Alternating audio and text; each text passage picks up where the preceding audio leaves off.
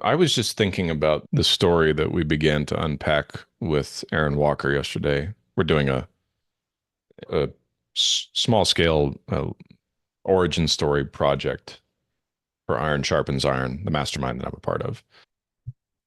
I knew his story fairly well because I once wrote content for him, and a lot of what he said yesterday is stuff that I've heard.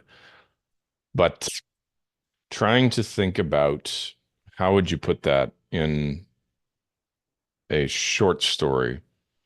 And when I say a short story, what they're hoping for is something similar to what you would see if you went to certain companies that grow to a certain size and become household brands and permanent fixtures in a landscape. Sometimes they'll have things like the museum. They'll create their own museum of how their company came to be. It's a legacy project and that kind of thing. And you would expect when you go into a building like that, you go into a museum or somewhere where they've got an exhibit that tells the story, you would expect to find a placard of some sort on the wall, maybe about 4 feet tall and 2 or 3 feet wide. Maybe it'll have a photo of the founder, and then there'll be some text that tells you how it all got started. And I think that's sort of what they're aiming for. Not to necessarily have a building like that, but to have an origin story that they can attach in their materials. So we're tasked with doing this, with interviewing the key people in the organization. As I began to think through just what we got from the first interview yesterday, and we've got a few left to do, I began to say, okay, so how do we tell this story? What's most important? What order do we put things in?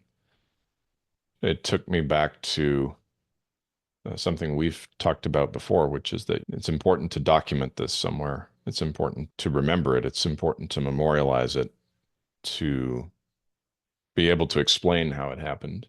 Very often, the best way to do that is with help, right? Some people can tell it from memory.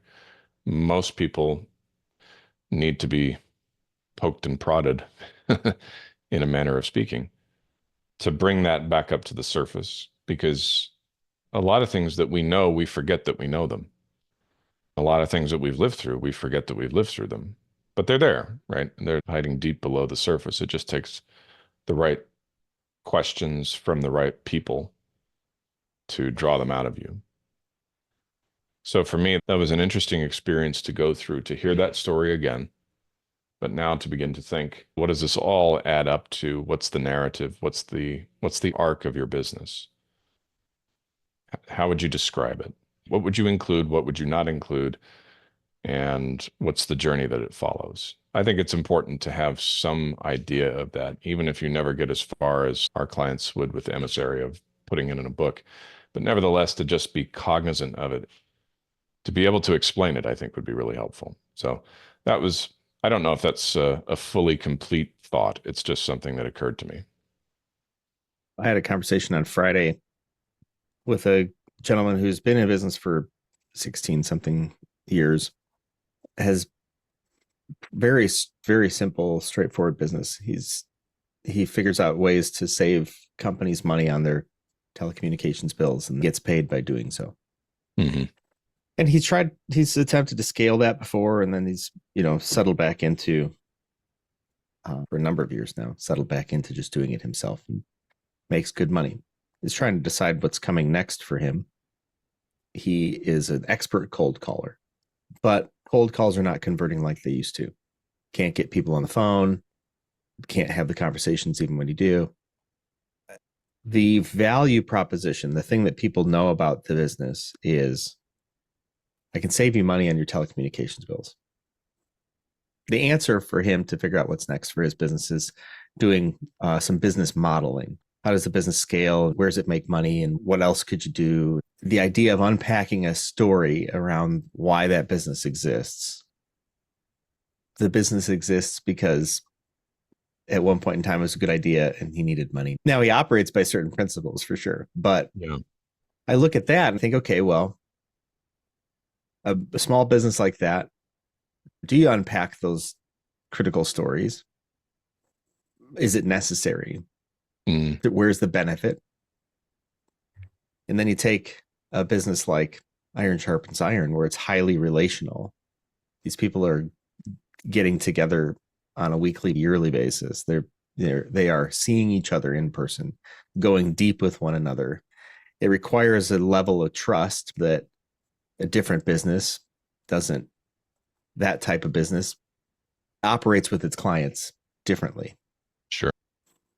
And I couple all that with the idea that we all buy or engage with stories, like the new story brand framework, which does a lot of this hero's journey stuff. Mm-hmm. There are other stories as well, other ways of telling stories, other frameworks. I wonder what the common themes are. What are the common elements between an Aaron Walker with Iron Sharpens Iron and another guy who's going to save you money on your telephone bills? They're both valid and profitable businesses. Both do good in the world from two good guys. Where's the effort applied? And what are the common themes? What are the common things that both of them should be doing? That's just where my mind goes. So I was thinking about rereading one of my all-time favorite books right now. I'm sad to say, as though I'm an entrepreneur and a businessman, I am bored to tears reading business books. But the eternal struggle between good and evil and man versus himself and man versus God, that is interesting, right? The book is called Witness by Whittaker Chambers. Whittaker Chambers, if you don't know the history, was an avowed communist operative within the United States government from about 1925 to 1937. And then he defected, not defected the way you would defect from the Soviet Union and emigrate. He was in Baltimore in the United States working on behalf of the Soviet Union. But he defected and walked away from communism. Then he went to war with it in the 1940s with the help of a then relatively unknown congressman named Richard Nixon. He took to case a high-ranking operative in the United States government by the name of Alger Hiss, who was working at a senior level in the State Department and advising, had been involved in the Roosevelt administration in the partitioning up of Germany after World War II, and continued to function in the State Department in the Truman administration, getting into the years of Dwight Eisenhower. But he said something interesting, and I actually love this quote. This is a paraphrase of a quote he said, but I shared this on Facebook this morning because it's just so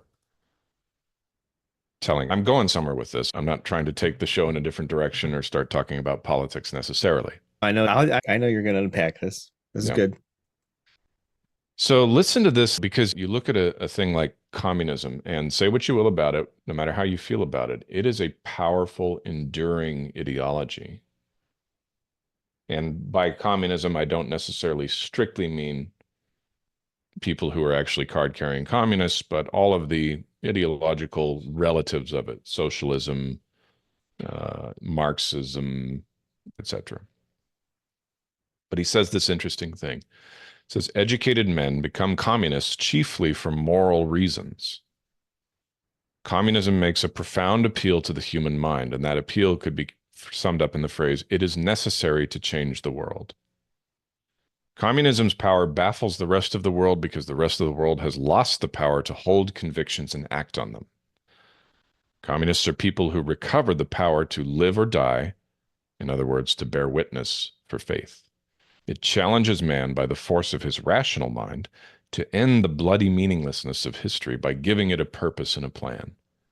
It is an intensely practical vision. Science and technology are at hand to turn it into a reality. It says to everyone who joins, the vision is a practical problem of history. The solution is a practical problem of politics. The communist finds in the vision two certainties for which the mind of man constantly seeks: a reason to live and a reason to die. This is why a man may join the Communist Party and be active in it for many years without ever understanding its true nature or the political methods that follow inevitably from its vision.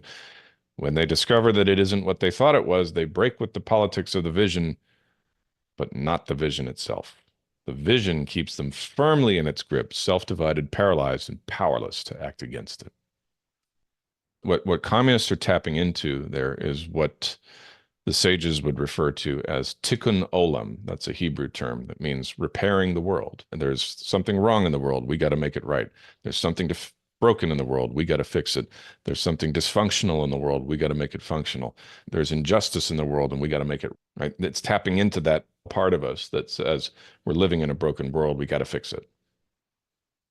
That's why it's so powerful. And my thought with why I'm tying that into what we're talking about now is that I think I think that's one of the reasons entrepreneurship is so meaningful, is because whether you're helping people save money on their telephone bills or helping them become better human beings, you're seeing something that's wrong or that's an error. It might not be maliciously wrong. It might be just they're getting overcharged because nobody's paying attention. This also takes me back to another story, which I don't want to totally take this over. I'll save this story to see if it comes up. But my friend Safwan Shah with the Pay Active, you know, his whole thing about ending the paycheck to paycheck crisis for minimum wage workers. And he did it. He found a way to do it.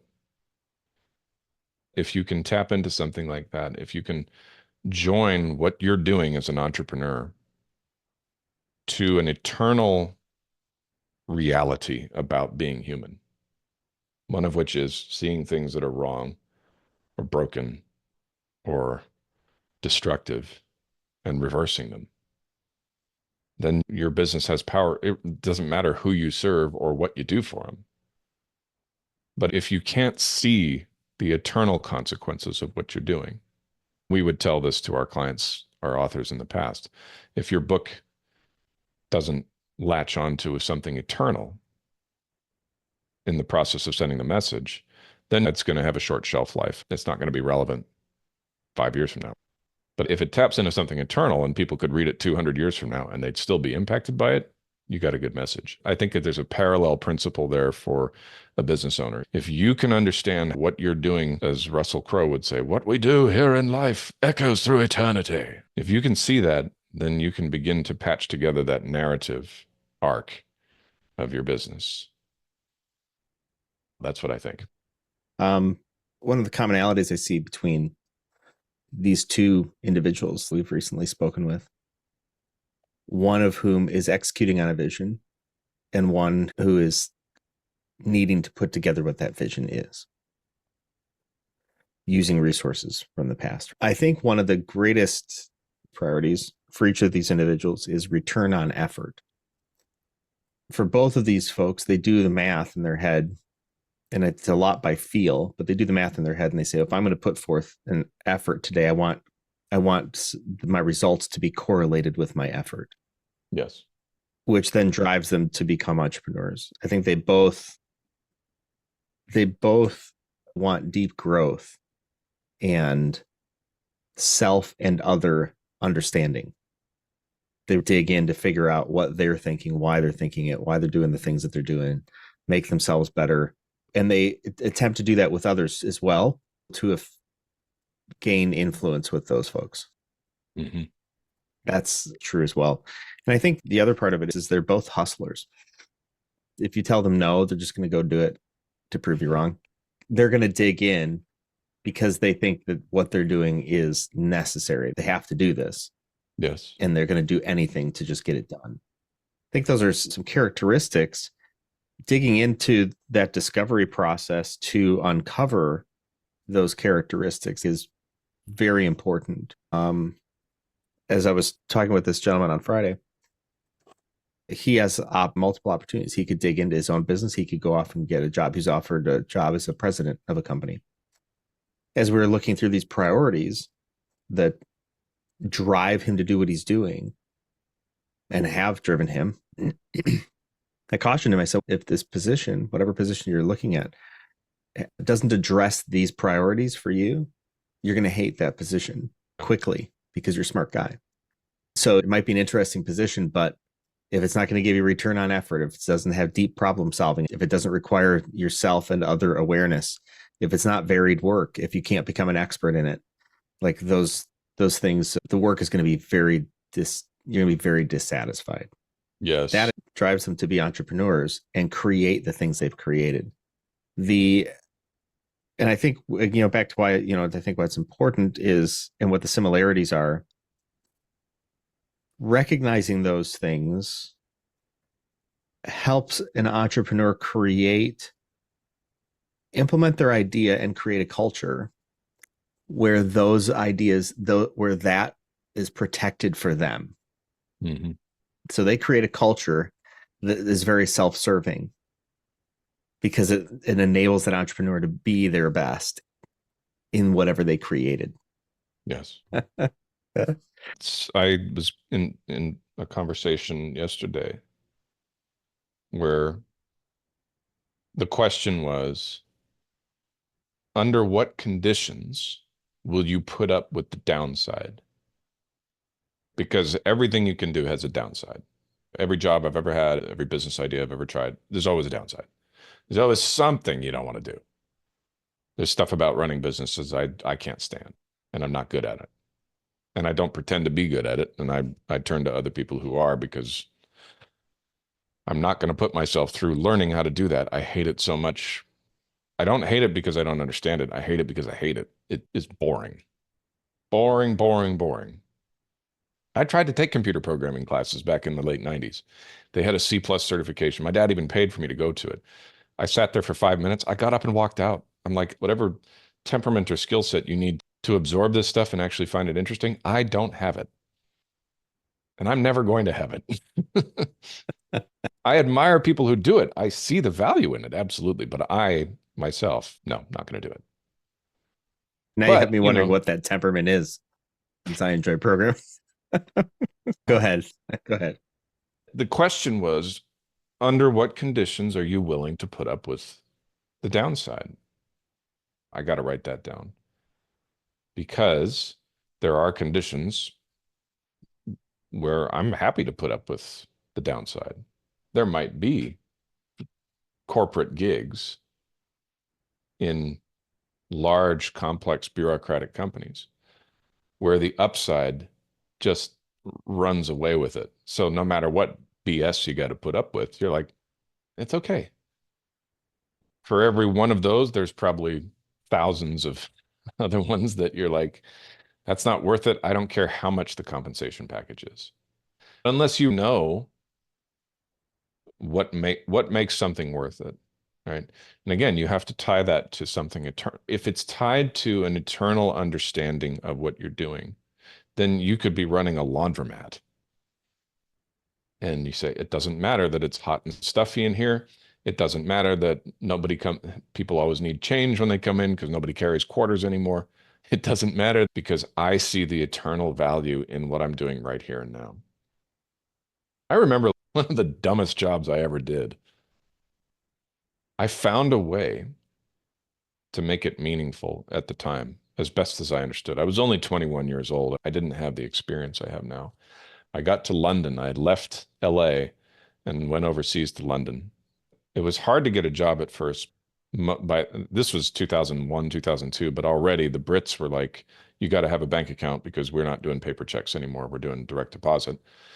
And I couldn't get a bank account because I didn't have a utility bill or proof of address of where I lived. And so I couldn't get a job without a bank account, and I couldn't get a bank account without a job. It was the vicious circle. Anyway, I got this job where they said, we'll pay you under the table, cash, to go out and hand out flyers at the London Underground stations. If you've ever watched people who do this, they stand there like it has no meaning, because for most people, they can't see the meaning in doing something like that. So they will stand there literally and not even make eye contact and just hold the flyer out, hoping you take it. They'll stare at the floor. They'll stare straight ahead. They won't even make eye contact with you. I decided I'm not going to do that, because I won't even be able to stand it for more than a few hours before I'll get bored. So I just decided to start talking to people, making friendly jokes or comments as they walk by and getting them to take a flyer. And it worked. I'm not saying I could have lasted forever doing it. I'm saying it worked for the purpose of being, it was October, November in London, so it's getting colder. It's not raining, but it's cold. And I had to stand outside and do this for hours. but there's meaning in this. I am helping people become aware of a health club that they can go and work at. I am getting paid. I'm standing up on my own 2 feet instead of, you know, going to my dad and asking for money. And that matters. That was as best as I could have articulated it at the time. But I think in any and every situation, leaving aside criminal occupations like killing people or drugs, any decent occupation that puts food on the table, puts clothes on your back, and contributes to society, you've got to find how can I tap into the eternal on this? How can I tap into eternal themes? Like in my case, it was maturity, growth, standing up on my own 2 feet and leaving his father and mother and venturing out into the world. So I think that's the way you got to do it. I think it gets to one of the things I recognize between these two folks, the idea of being a planner versus a doer. And, the conversation with Aaron is, he's a doer. He's just going to do something, go, get it done. And very light on the planning. What is this going to become? Who knows where it's going to go? And contrasting that with the other gentleman, where there's a bit of planning involved to make sure he knows what he's getting into. Mm-hmm. And then also a bit of he's going to do it probably. He's just going to do it. And he keeps thinking about it to get somebody to talk him out of it. I like the idea of planning, like thinking about this idea of planning versus doing, because I saw a video just today from Alistair Begg, who's a pretty well-known pastor for the past 50 years at Parkside Church. And he's announced that he's going to retire 12 months from now on a particular day, because that's going to be his 50th year. Yeah. He said, part of why I'm planning this is the reason I'm announcing this a year in advance is so that I and other people are assured that this is not because of any particular reason, but that this is just the thing that I think is best at this point. Yeah. So he's not being pushed into this emotionally or by somebody else or circumstances. He's planning it out to make sure that this is really what should be done. Exercising patience, I think. Patience and just slowing down. He talks about it as, God willing. God willing, this is what's going to happen. I'm looking forward to it, and I'm going to devote more time and energy to this other ministry that is, the sort of the international side of the ministry. And also, he wants to make sure that whoever's coming up next, there's ample time to transition. Yes. This new person, whoever that's going to be. Yep. I look at these two business guys. One guy who he didn't know that whatever he had started some time ago was going to become what it is today with Iron Sharpens Iron. The vision for what's next is largely being put together by somebody else, and he's okay with it because he got it. He got the thing that he needed to do. He felt like he did that. Yeah, and somebody else is taking over with the vision. The guy last week, he's trying to figure out what the vision is for the next decade or 15 years. What's best? And also is looking at it and going, okay, well, how do I balance these things? What's lowest risk? What resources do I have? What's going to pay off best for my family and my kids? He's got his priorities in the right place. He's evaluating them against what he believes are eternal priorities. I'm putting together this plan. God willing, this is what's and so we what did Aaron, I think some of our viewers and listeners are probably not so clued in on some of this stuff. Aaron said, act like it depends on me and trust like it depends on God. Yeah. That is a bit of the doing you do today. And whatever that vision is, you trust that you work towards that. Yeah. But it has to be something more true, real, and connected to who we are as creators. that creative energy, which is the entrepreneur. I'm going to create something to do some to be additive or restorative.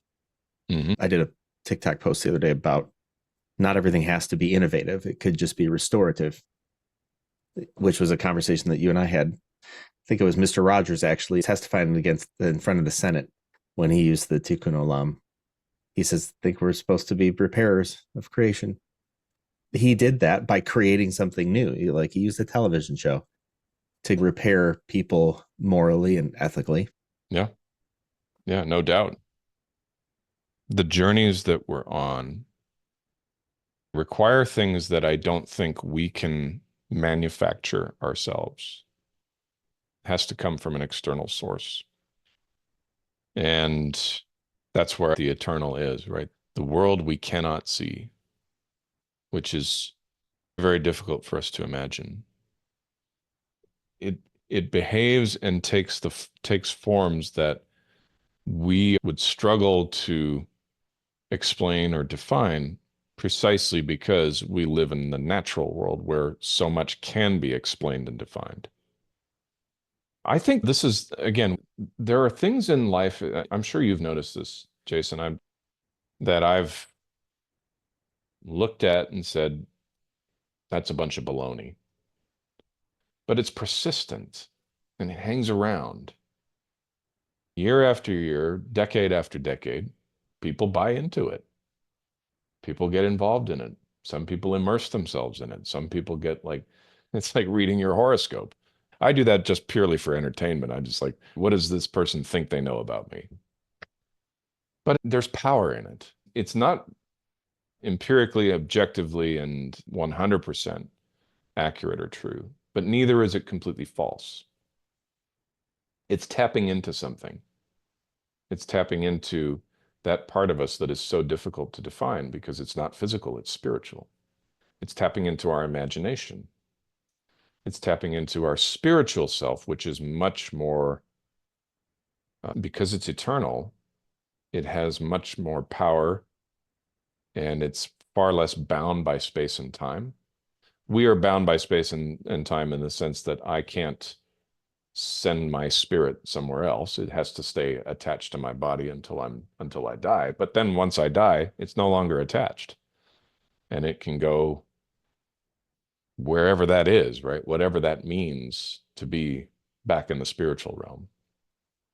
And it can do all sorts of things that you can't do when you're bound up in this physical being. These two worlds exist side by side. In fact, they're so close that they're right here in the room where I am. They're there in the room where you are. It's all around us, and yet we're so blinded to it, we can't see it. But for good or for evil, people have tapped into it for centuries, millennia.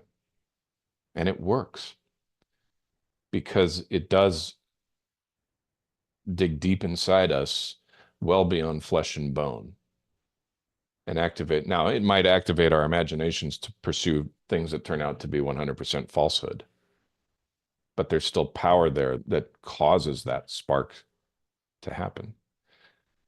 So for me, you look at somebody who is a doer versus someone who's a planner, and I think they're both being affected by that.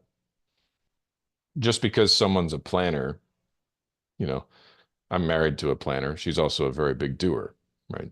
She's intensely practical. There's something spiritual about planning, right? There's something highly advanced about our ability to think ahead, the way animals simply don't have. You know, we got swarms of flies in Iraq on the guard towers, and so they brought us these cans of fly bait, little blue crystals. You just poured a few of them out, and the flies, one after the other, no matter how many dead flies there were around, kept hopping on it and eating the stuff, and then they'd turn over on their backs and go like that, right? It was funny to watch. It was entertaining. Flies don't think ahead, and neither do most other creatures because they keep getting caught in our traps. Fish keep taking the bait on our hooks, no matter how many dead fish have been pulled up out of the water, and the other fish can see that. But we can say, oh, no, I'm not going to do that again. I remember what happened the last time. Planning is a great spiritual exercise, but so is doing, because so many people are sitting on their butts just waiting for life to come to them. And you, through your own determination, like Big A, get up and say, no, I'm taking what I can get here. I'm going to grab a hold of life by the horns. That's a very spiritual thing too. So in both of those cases, I think there's something eternal to tap into. There's something about our nature that is very much different from any other creature on the face of the planet. For that reason, history is also replete with very good planners and very good doers. Yeah.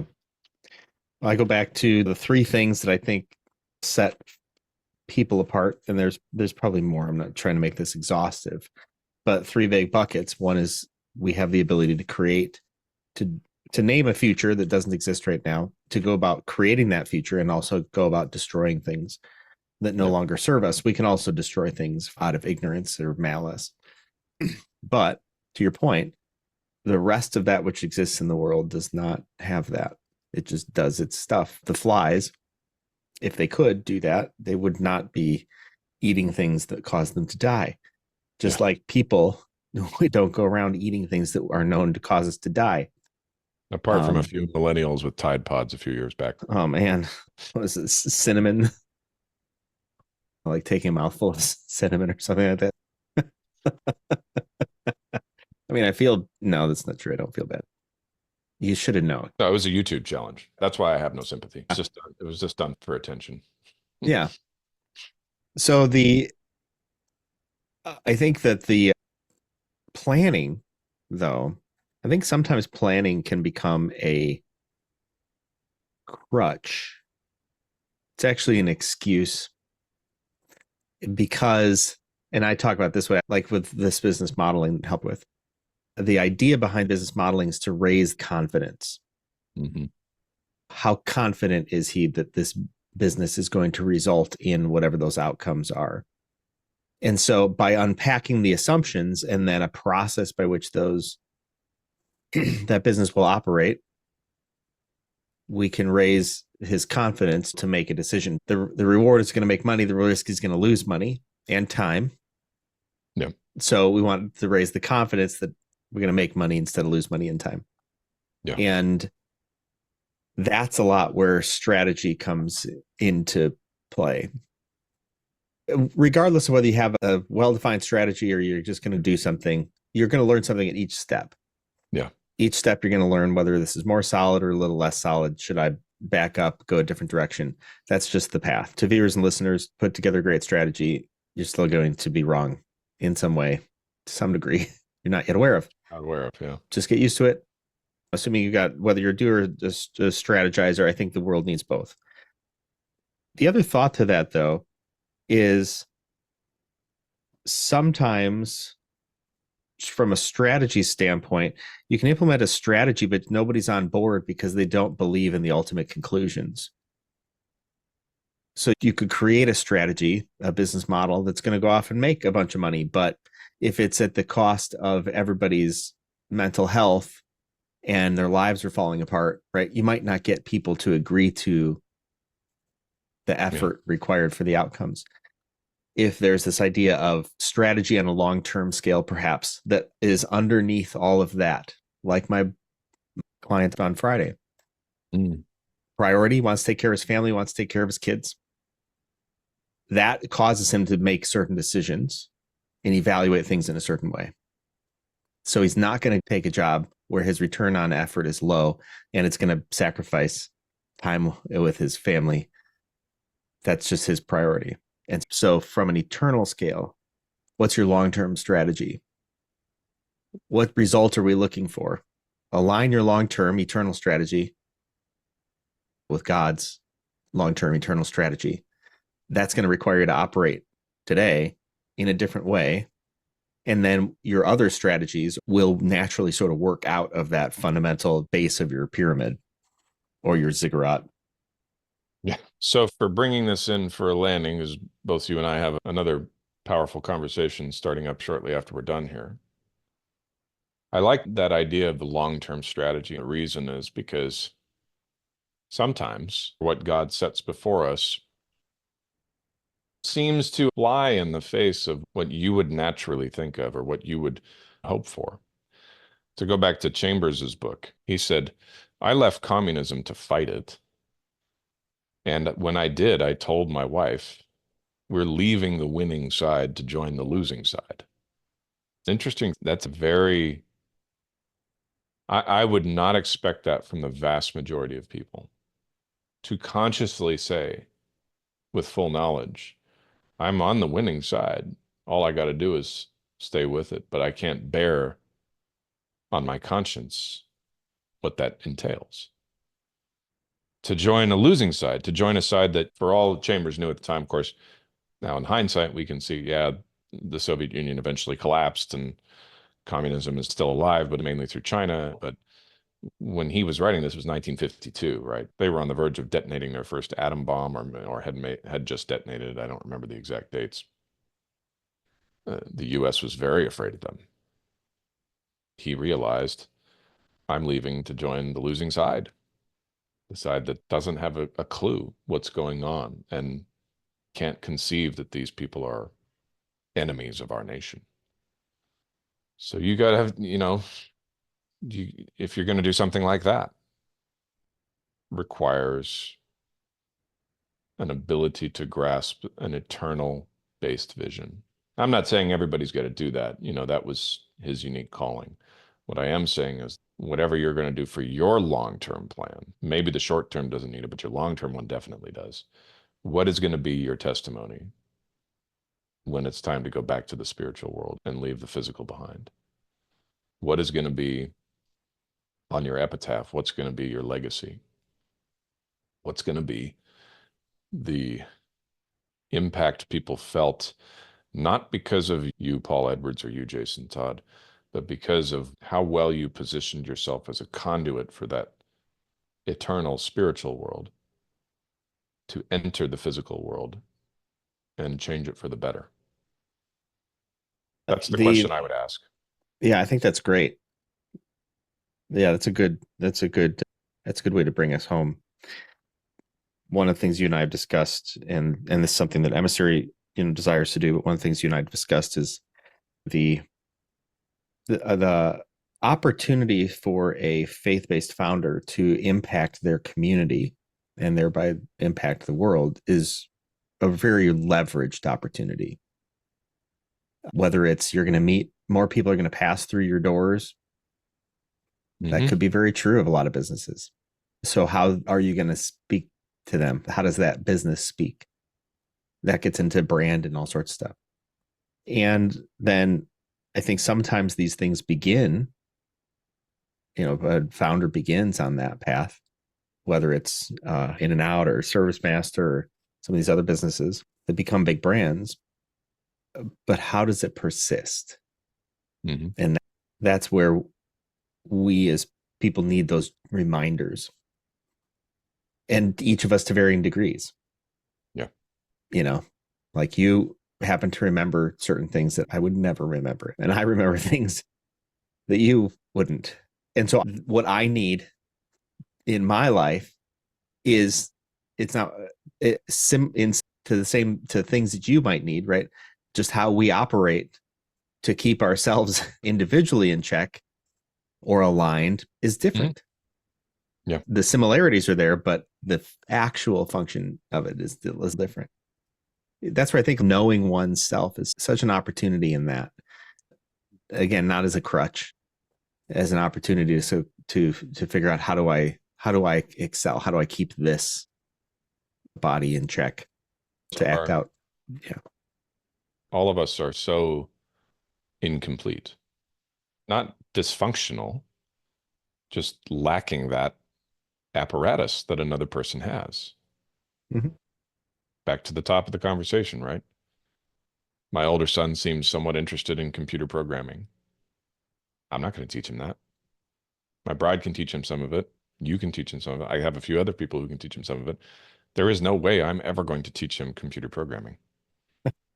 I don't even know. I couldn't even begin. I couldn't begin on the first letter of computer code. I have no idea what it means. I know it means something, but I don't know what it means. if you understand that, you could be running the simplest, most perfunctory business there is on the face of the earth, sweeping a floor, cleaning toilets, running a laundry machine. I don't know why I'm picking on laundromats today, but I am. Yeah, what's the deal, dude? Um, The good business to be in. cutting grass, High margin. clean septic tank remove pump, whatever. It's meaningful. It really is. It is highly meaningful. But you need a language to find out what that meaning is. And you need help often. Because otherwise you will just see it as, well, this is what I do for money. It's not. It's far more important than that. You're talking about septic pumping. That got me thinking about all the ways you could market a septic They're company. creative these days. Yeah. Yeah. Yeah. Duty. They When put you're duty when you're calls, up like to your knees in duty calls. but yeah, it's a good business. I saw a post recently about it. You're there for a couple minutes, sucking a bunch of stuff out and charge people like $250 or something. It's a good business. I'm not going to do it. I don't want to do it either, but which is But why it's a good business, business. right?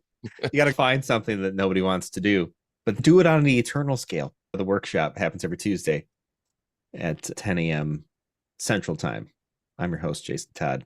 My co-host, Paul Edwards. Paul, always a pleasure to see you. Batting around these topics, which I think are important to founders, entrepreneurs, and I think anybody who wants to align themselves with creating more value, being more effective in this life we get to live. Amen and amen. All right, bud. We'll see you next week. To our viewers and listeners, thanks for joining us.